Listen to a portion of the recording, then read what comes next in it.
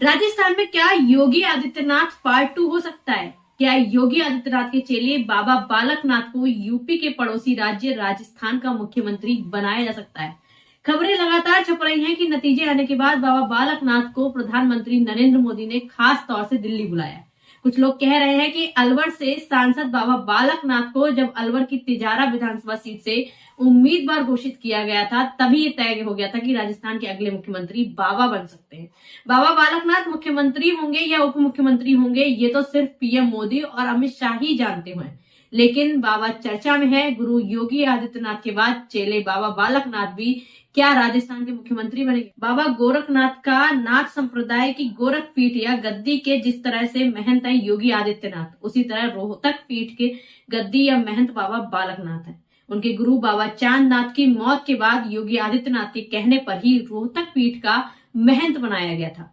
BJP ने बाबा बालकनाथ समेत 5 धर्मगुरुओं को इस बार चुनाव मैदान में उतारा था, लेकिन 5 जीते। लेकिन सबसे ज्यादा हॉट सीट तिजारा रही, जहां खुद योगी आदित्यनाथ चुनाव प्रचार के लिए आए और यूपी से बड़ी संख्या में कार्यकर्ता भी भेजे।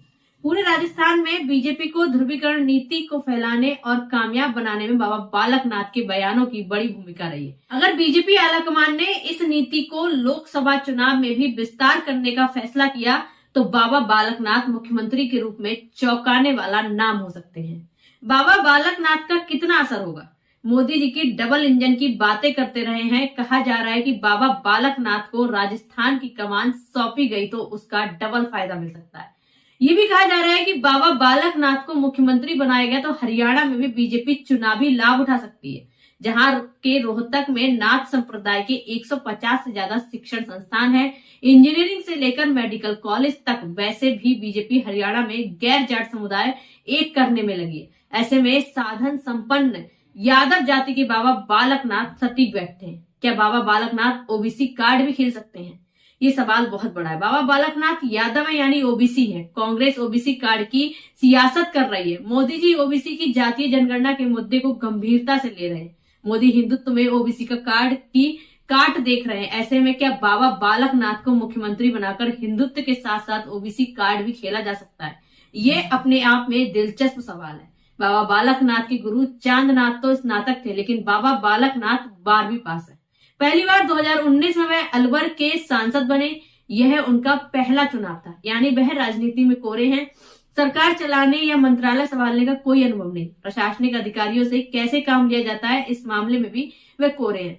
ऐसे में सवाल उठाया जा रहा है कि राजस्थान की सभी 25 लोकसभा सीटें पिछले 2 बार से बीजेपी की झोली में जा रही है। इस बार भी ऐसा ही चाहते हैं, क्योंकि 2-4 सीटें खोना भी उन्हें गवारा नहीं। ऐसे में कुछ जानकारों के अनुसार वह हर उस सियासी प्रयोग को हरी झंडी दिखा सकते हैं जो 25 सीटें जीतने में सहायक बन सके। इस हिसाब से बाबा बालकनाथ क्या खरे उतरेंगे?